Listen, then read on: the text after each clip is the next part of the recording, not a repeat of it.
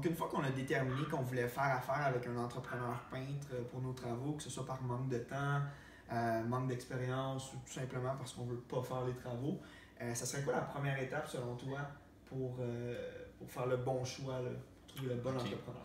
Ouais, ben écoutez, je pense qu'il y a une étape qui est souvent oubliée par beaucoup de personnes, c'est de faire une liste exacte des travaux à faire. Avec une liste exacte, on va s'assurer de donner la même information à chaque entrepreneur lorsqu'ils viennent faire une soumission.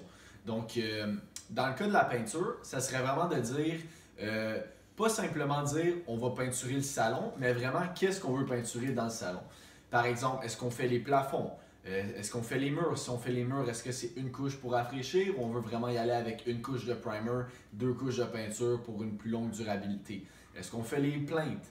Tout ce genre de trucs-là va affecter le prix.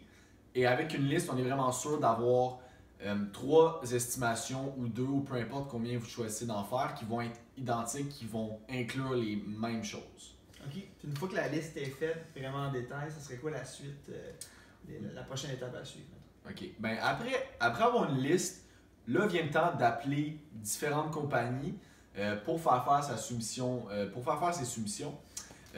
Donc, une fois qu'on a la liste, c'est facile à faire le tour avec l'entrepreneur.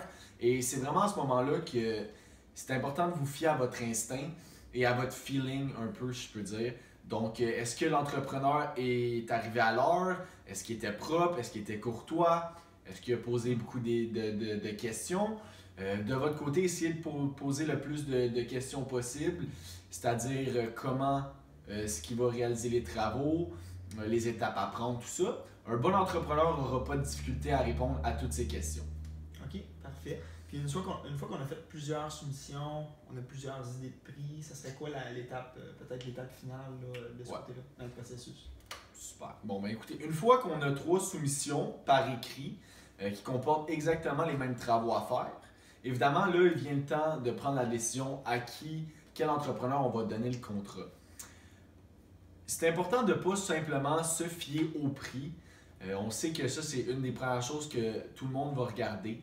Mais il faut vraiment se fier à son instinct et se dire c'est laquelle la personne que vous allez faire confiance pour votre maison. Parce que ça, c'est vraiment vous qui allez laisser des inconnus dans votre maison pour faire un travail de peinture qui peut parfois être assez compliqué et on veut avoir un bon résultat.